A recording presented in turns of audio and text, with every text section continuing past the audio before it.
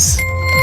Qué bueno que continúa con nosotros, porque como es habitual en esta hora vamos a entrar directo a nuestra mesa de análisis y por ello le doy la bienvenida a Saúl Arellano, investigador del Programa Universitario de Estudios de Desarrollo de la Universidad Nacional Autónoma de México. Gracias por estar con nosotros, Saúl. Gracias, Alberto. Gracias por la invitación. Y también está con nosotros Jorge Lara, ex subprocurador de la Procuraduría General de la República. ¿Cómo estás, Jorge? ¿Qué tal, Alberto? Saúl, buenas tardes a todos. Muchísimas gracias. Saúl, el drama de los desplazados no es poca cosa en el país. Se calcula que hay quizá unas 400,000 personas que han tenido que salir de sus lugares de origen, pero la cifra negra podría ser mucho mayor. Sí, sin duda. El tema de la cifra negra en prácticamente todos los delitos en el país es uno de los grandes problemas que tenemos en términos de la procuración de la justicia y también de la impartición de justicia. Los datos que nos da la INVICTE, por ejemplo, la Encuesta Nacional de Victimización, en su última edición del 2021, que es una encuesta que hace el INEGI desde hace ya muchos años, lo que nos dice es que del total de delitos que se cometen, al menos en el 2021, solamente se denunciaron el 10%, para ponerlo en cifras. Estamos hablando de que el INEGI estimó en 27.6 millones el número de delitos que se cometieron en el año 2021. De estos, solamente 2.78 millones fueron denunciados por las personas. Insisto, es el 10.1% del total. Pero aún con esto, de ese 10%, solamente en el 66.9% de los casos, es decir, prácticamente el 67% de los casos, sí se inició una averiguación previa o, como se dice ahora, una carpeta de investigación. Hablando de que del 1.800.000 que sí se denunciaron y que llegaron ya a la autoridad, solamente en 740,000 casos se abrió una carpeta de investigación. Es decir, habría que ver después qué pasa en el Poder Judicial, si efectivamente hay una condena, si es una condena una sentencia, condenatoria, si es absolutoria, y bueno, pues eso reduce a un mínimo el número de delitos que se están sancionando en el país. Se estima que es el 2 o el 3%. Desde luego que si alguien lo hacen salirse de su comunidad o de su localidad, va a ser muy difícil que vaya ante una procuraduría, ante una fiscalía ahora, porque pues no hay como tal ese delito, ¿no? Le van a decir, pues regreses a tu casa, cuando va un ilícito, y evidentemente lo que tenemos es una crisis mayor, ¿no? ¿Qué crisis y qué datos nos da Saúl? Jorge, 27 millones de delitos, solamente el 10% se denuncian, de estos solamente el 67% se abre una carpeta de investigación y pues se calcula que si somos optimistas, el 2%, en el 2% solamente hay justicia. Ese es el gran pendiente que tenemos, Jorge, la impunidad con la cual no podemos avanzar mientras no haya Estado de Derecho. Efectivamente, Alberto, lo señalas muy bien. Estamos enfrentando un problema estructural que ya tiene varios años, que ya está incluso sobrediagnosticado, de estos altos índices de impunidad, que a su vez la impunidad, como sabemos todos, alimenta el ciclo criminal, puesto que para la mentalidad del delincuente no hay consecuencias en el delito, en su actuar, y por lo mismo pues persiste en su actividad antisocial.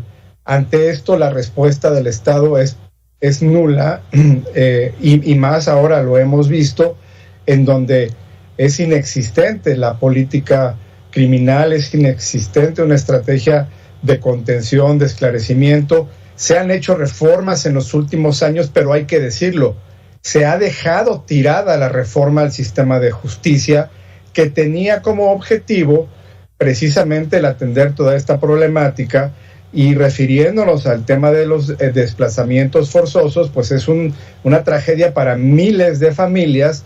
Lo veíamos tan solo la semana pasada, en donde la Guardia Nacional, incapaz de dar seguridad a cientos de familias, por ejemplo, en un poblado tan importante como es Jerez, Zacatecas, pues más bien disminuyó o redujo su actuación a escoltar a la gente fuera de la ciudad para dejarle al crimen organizado a sus anchas estas comunidades, y este fenómeno pues lo que genera son prácticamente ciudades fantasmas, un decaimiento económico muy grande, una falta de actividad y el empoderamiento y la captura por parte del crimen organizado de sectores importantes de nuestro país. Hay que decir que este fenómeno de desplazamiento ha sido atendido también como un tipo penal por parte de los diputados. No se ha logrado consolidar esta tipificación y es un problema que se vive especialmente con agudeza en los estados de Chiapas, Michoacán, que ahora vemos también tan lastimado por el crimen organizado y la falta de respuesta de la autoridad, Chihuahua y Zacatecas, como hemos dicho. Saúl, porque el factor principal para que la gente decida abandonar su tierra de origen, es brutal esa decisión, es el miedo, es el terror que sienten ante el incremento de las bandas delincuenciales y obviamente la decepción de que no hay quien los defienda. ¿Es así? O sea, ¿no hay quien pueda defender a esta gente? Sin duda, mira, lo que ya nos decía Jorge es importantísimo, porque de lo que estamos hablando aquí, cuando vimos escenas de la Guardia Nacional acompañando a estas personas para que pudieran salir en relativa seguridad de sus comunidades, de lo que nos habla esa imagen, o lo que nos dice en el fondo esta imagen, es fundamentalmente que hay territorios tomados por el crimen organizado. Hace algunos meses, el general, que es el comandante de la zona norte de los Estados Unidos, del Comando Norte del Hemisferio, lo que nos decía es que el territorio nacional tiene amplias franjas tomadas por el crimen organizado. Se dijo en su momento que estaba exagerando, que era un diagnóstico equivocado, pero lo que estamos viendo todos los días en nuestro país es evidentemente que sí, el crimen tiene el control territorial cada vez más evidente. Hasta hace 15 años, el crimen organizado se movía de manera soterrada, buscaban espacios en los cuales no hubiese la presencia de las policías o del ejército para evitar los enfrentamientos, y pasamos de esa presencia soterrada a un desafío abierto a la autoridad que evidentemente está estimulado por lo que decía bien Jorge, la ausencia de una estrategia adecuada de seguridad pública en nuestro país, que pues les ha dejado actuar, les deja hacer, les deja pasar y prácticamente les invita a que continúen sembrando el terror, sembrando la muerte, porque no debemos olvidar, México tiene una de las tasas de homicidio más altas del mundo, y esto tiene que ver con el poderío, no solamente de fuego, sino de estructura organizativa y de una estrategia del crimen organizado, que ellos sí tienen una muy bien armada, en la cual lo que hacen es tomar anclajes, digamos, territorios que para ellos son clave para el desarrollo de sus actividades delincuenciales, y en función de eso establecer, digamos, estrategias de avanzadas, de retiradas, de contención de los grupos enemigos, y que esto lleva evidentemente a que la población esté inerme.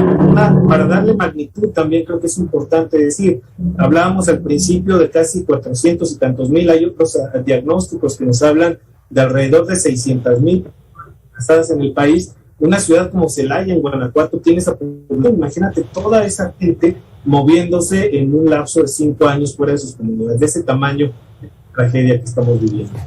Es impresionante lo que estamos viviendo, Saúl, Jorge, en el sentido de que tenemos tantos ejemplos. Ya nos decías de Jerez, ya lo veíamos con ese fusilamiento que por más que digan, es que no fue sincronizado, no les dijeron preparen, apunten, fuego, por eso no se considera un fusilamiento. Ahora en San José de Gracia, verdaderamente declaraciones muy lamentables, por así decirlo, y lo estamos viendo, por ejemplo, en Caborca, allá en Sonora.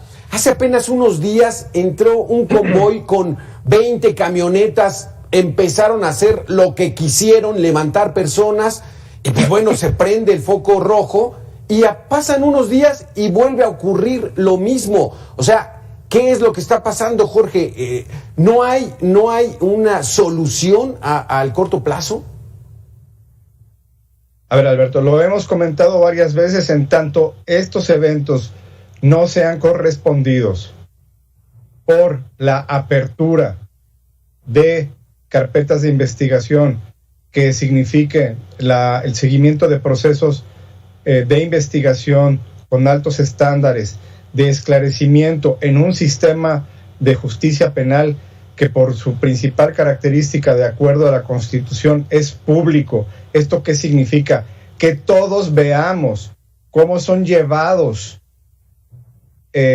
con la presunción de inocencia y la protección del debido proceso, pero que son llevados efectivamente a la justicia, los sicarios, sus jefes, las jefes de plaza, las cabezas de los grupos criminales, cómo son procesados penalmente, cómo son sometidos a un proceso en el que ellos igualmente puedan ofrecer pruebas y se puedan defender, y que todos, toda la comunidad, la sociedad pueda ver de manera explícita estos procesos, cómo se fincan las sentencias, cómo es que hay procesos de recuperación de activos, es decir, cómo se les decomisan cuentas bancarias y fortunas a los grupos del crimen organizado. Eso no lo hemos visto en este sexenio. En estos 3 años no hemos visto absolutamente nada de ello. La justicia se ha convertido otra vez en una cuestión opaca, una cuestión oscura, una cuestión en donde no hay rendición de cuentas, y aunque crezcan los fenómenos criminales, las masacres, los delitos, que ya estamos en 30 millones de delitos al año, en tanto no veamos nosotros como sociedad la respuesta institucional, que de ninguna manera es la de balazos como dilema, abrazos no balazos, sino simple y sencillamente procesos jurídicos, carpetas de investigación, audiencias en donde son llevados a comparecer todos estos presuntos criminales, pues no vamos a tener ninguna esperanza. De verdad, yo creo que ahorita lo comentas bien.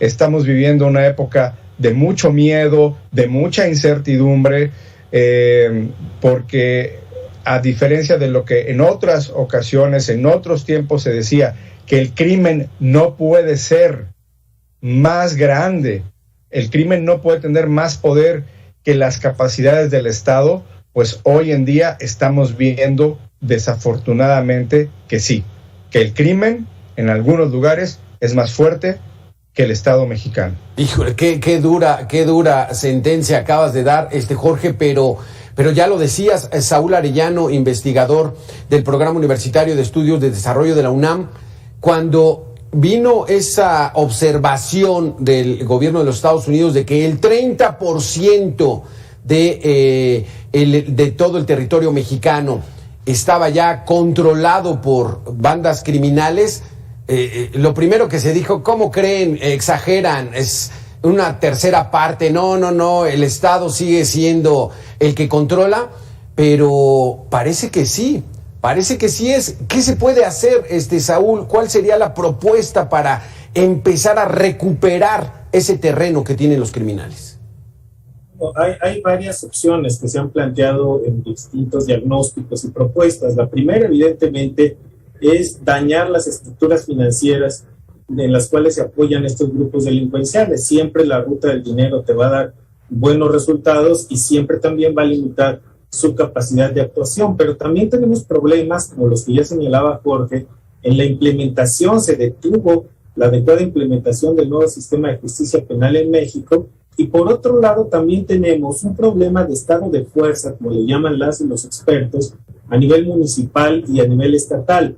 Los diagnósticos nos indican que en México nos están haciendo, por ejemplo, falta a nivel de policías municipales alrededor de 100,000 elementos. México está muy por debajo de los estándares de elementos por cada 100,000 habitantes, y para suplir ese estándar, pongámoslo en números cerrados, estaríamos requiriendo a 100,000 policías municipales más.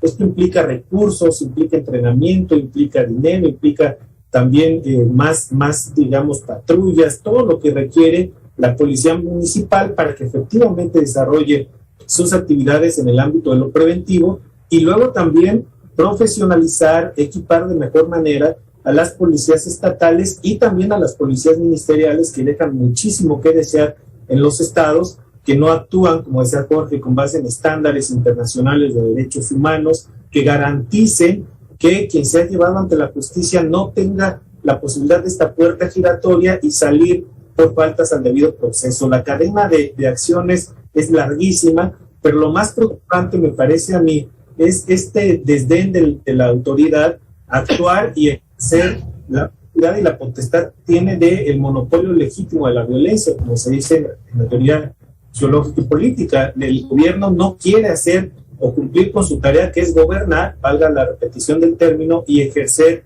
e imponer el Estado de Derecho y el orden constitucional. No se le pide al gobierno que masacre, no se le pide al gobierno que reprima, simple y llanamente que cumpla lo que establece la vigencia del Estado democrático de Derecho, y eso me parece lo más grave, la renuncia del Estado en estos días, en estos meses, a aplicar y garantizarnos a todas y a todos mínimos indispensables para una vida en paz, una vida en dignidad. Porque, Jorge, ¿qué implica que la declaración de la parte más alta del Poder Ejecutivo mencione que no van a hacer masacres como en el pasado y que mejor van a trabajar en que tengan oportunidades los jóvenes? Pues quiere decir que no va a haber ese cambio de timón para cambiar esa estrategia, y el camino es pues que siga avanzando la delincuencia.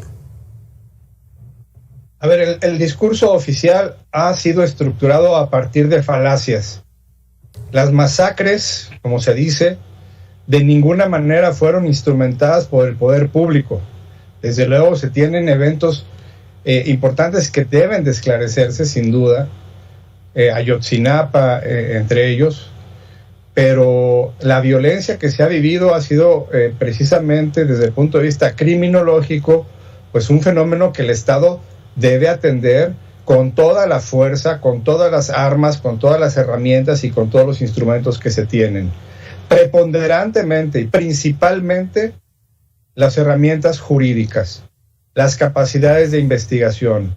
Ya hemos visto que se ha renunciado explícitamente, esto no es opinión mía, el presidente lo dijo, ya no vamos a perseguir al crimen organizado, ya no es nuestra prioridad.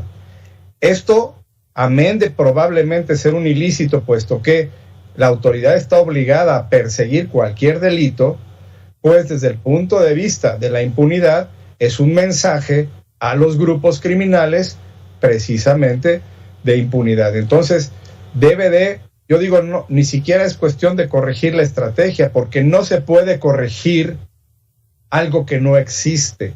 No hay estrategia para enfrentar. Y a mí me parece que es adecuado, que es necesario, que es indispensable, por supuesto, atender los problemas de la desigualdad, el atraso económico, la pobreza en varias regiones del país, pero esto no puede estar peleado ni dislocado con la actuación de las autoridades de investigación. Hemos dicho, la Guardia Nacional no tiene capacidades investigadoras y lo estamos viendo. El Ministerio Público Federal de la Fiscalía General de la República no puede darse abasto. Es imposible que la capacidad instalada ministerial pueda material y estratégicamente abordar todas las investigaciones. Lo vemos en otros países. A ver, tenemos nosotros el ejemplo en los Estados Unidos. Existe el FBI, que es un cuerpo policíaco muy profesional, que no se anda por las ramas, que investiga de manera profesional los delitos y no necesita de un fiscal, ¿verdad?, que lo esté pastoreando o que le esté ordenando cómo hacer las investigaciones. Eso es una lección que en México no hemos aprendido. Ahí tenemos un cuello de botella institucional que es urgente resolver. Hay que abrir los cauces de la investigación a la Guardia Nacional, a las demás policías que puedan investigar, pero se ha renunciado, Alberto, a todo ello. Se ha renunciado a que la Guardia Nacional haga funciones precisamente de prevención, de investigación. Ya se ha dicho también por colegas expertos, es un cuerpo de edecanes, y que muchas veces esa edecanía, ese acompañamiento y esa vigilancia es ni más ni menos para que no molesten a los grupos del crimen organizado, porque no vaya a ser que el presidente se pueda, irritar o molestar porque hubo algún tipo de encuentro o algún tipo de uso de fuerza. Tenemos una ley precisamente para regular este tipo de situaciones, de flagrancias, de uso de fuerza, y es, insisto, lo que se ha renunciado. Y yo sí quiero decirlo de nueva cuenta, la maduración del sistema penal acusatorio, que es urgente, se ha dejado prácticamente tirado. Abandonado. Definitivamente que cuando está uno en medio de la dinámica, la actividad de una administración federal, los balances se empiezan a hacer. Ya pasaron 3 años, ya empieza uno a hacer balance de cómo ha ido. Faltan 3 años y pues bueno, esperamos que haya resultados. Al pasar esta administración, entonces vendrá ya toda esa cuestionamiento de qué se hizo y sobre todo qué no se hizo. Saúl Arellano, pues te agradecemos muchísimo que haya estado con nosotros. Igualmente, Jorge Lara, como siempre, muy interesantes sus conceptos. Y un último mensaje que le dirían a la gente: es la hora de la comida, las familias están reunidas. Algo muy breve con relación a esta situación del miedo que pueda sentir la gente en su comunidad, Saúl. Bueno, habría que decir simplemente que la gente puede también establecer algunas redes de comunidad de protección que son, ante el poderío del crimen organizado, desde luego insuficientes, pero que hay modelos en los que se pueden ir trabajando desde la sociedad civil, involucrarnos más, denunciar más, asumir el compromiso todas y todos de cumplir con la ley. Yo creo que por ahí sería el camino hacia un país de más paz y de más justicia para todos. Exactamente. Y como bien decías, Jorge, el camino de que la sociedad no olvide que hay una ley y que mejor vayamos hacia ese camino y más que a las declaraciones rimbombantes y frívolas que hay en muchos momentos. Muchísimas gracias a los dos por haber estado con nosotros. Muy buenas tardes, gracias. Muchísimas gracias a usted por haber estado con nosotros.